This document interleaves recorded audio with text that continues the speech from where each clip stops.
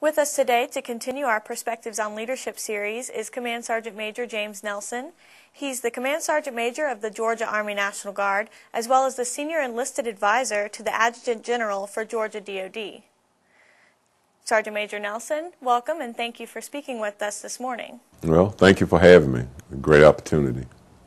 All right, let's get started. Could you tell us a little bit about how and when you got your start in the military? Okay. Well, unfortunately, it goes back a lot of years, but I joined the active Army in 1971 there in Albany, Georgia, and spent 3 years active as a tank crewman. 2.5 of them was actually spent in Germany. And once I got out, stayed out approximately 4 years and joined the National Guard at that time. Been here ever since. Okay, could you tell us a little bit about your early career in the Army? Okay, just back up a little bit there. Like I said before, I spent 3 years active. I was a tanker, spent 2.5 years in Germany. Like I said, I got out and joined the Guard, and I joined a unit in Moultrie as a dismounted infantryman and stayed in there for approximately about 4 years, and I moved on to a different MOS.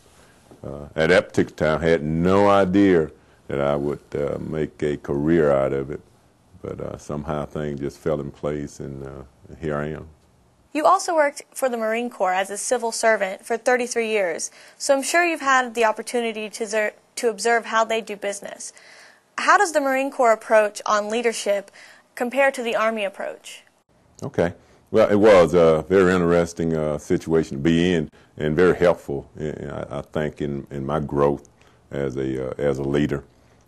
Fortunately, I was able to see it from 2 different services, as well as the active component. So, I think the primary difference in Marine Corps was, the fact that they were obviously smaller than the Army, which allowed them availability to their subordinates a lot quicker, and was able to have more hands-on than the active Army or the Guard, just due to size.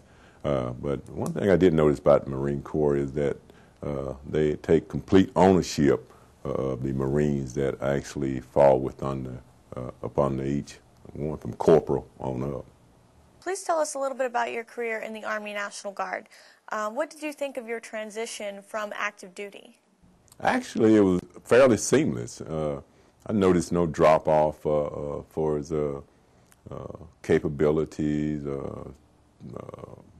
actual capability of the soldiers. Pretty seamless. Like I said, I spent 4 years out, and at the same time had the advantage of being there with the Marines and still connected to the military, so to speak. So it wasn't like I completely left, this environment at any particular time. Guard at that particular time was different Guard, and everybody who's been in here as long as I have realized that. Training was not as organized and as well focused. Equipment that particular time was less than adequate, I would think, based on today's equipment. But over the course of time, in overall requirement of reserve forces, all of that obviously have changed. Soldiers are better trained, equipment is better, and I think the overall dedication across the organization is totally different. Okay, so I'm glad that we've moved forward then. Oh yeah, definitely have moved forward. I'm just proud to have been able to stay around long enough to witness that change. To see it come to fruition. And be part of some of it. Okay. How and when did you make your transition to non-commissioned officer? What changes did you go through and how did you make them? Well, from, I guess, to the E5, the E6 was pretty seamless.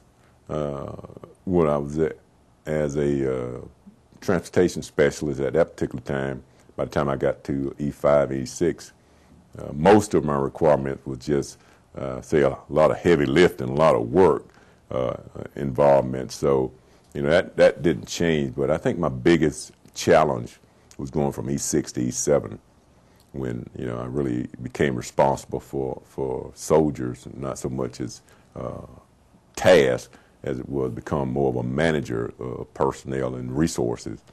And, I think the biggest help with me was think back to Sergeant Major, my battalion Sergeant Major at that particular time. And his words to me were, that you was, somebody thought you was good enough to be at E7. So, don't get lost in the transition and lose who you were or who you are.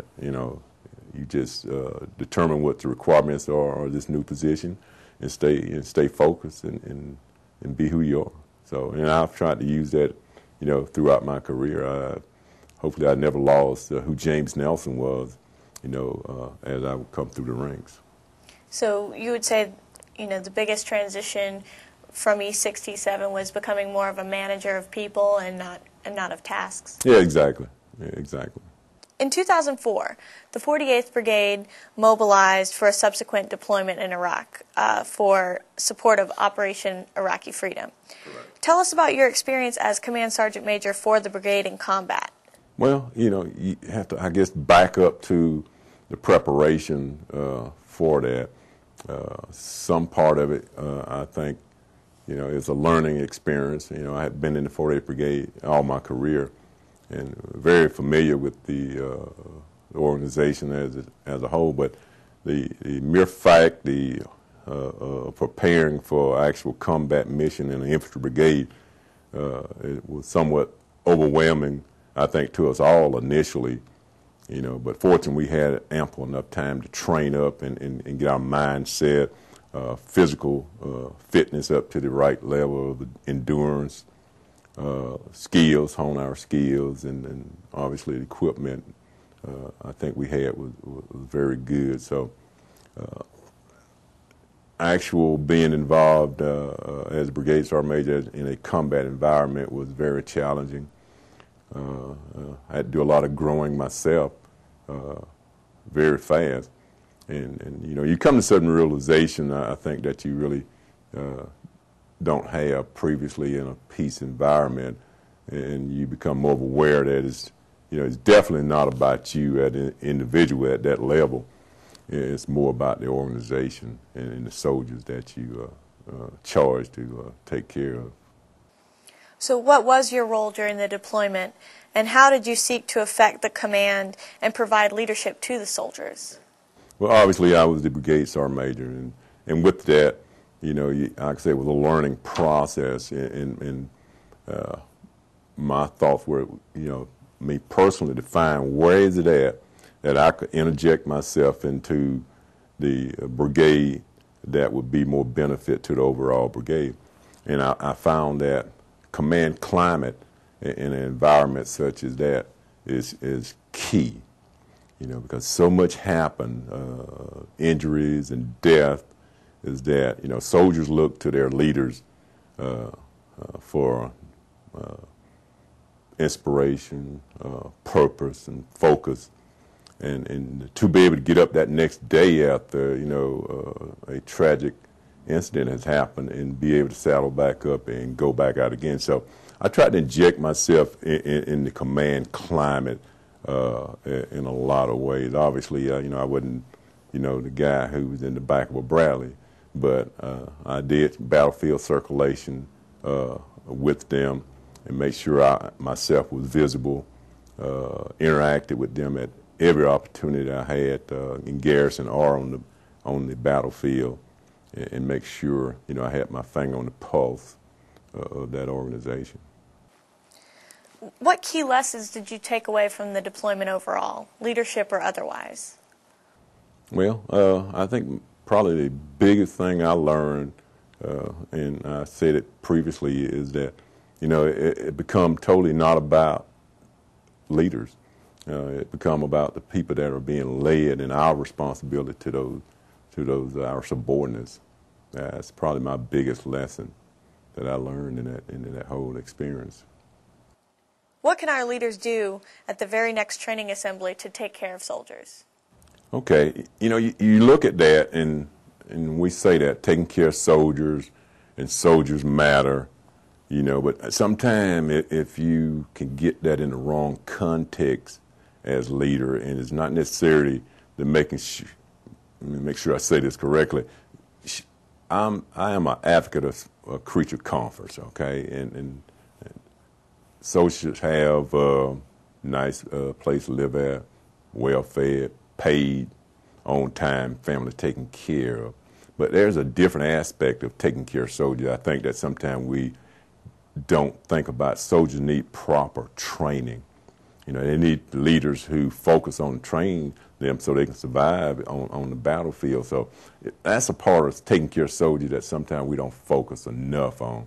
It is a afterthought, if you would, of what we do. And not saying that we don't do it well, but it's not included in that whole taking care of soldier concept. Sometimes we get focused in on material things for soldiers, computer access, and all of this stuff is great. You know, I'm not saying we don't need it. Soldiers need to be able to communicate back and forth with family members at home, and like I said, and all those other things. But you know, that those are the inherent responsibilities of leaders to take care of those soldiers in that regard. But when you expand that into the training area and making sure that they're well trained and equipped, that's taking care of soldiers to get them back home to those loved ones.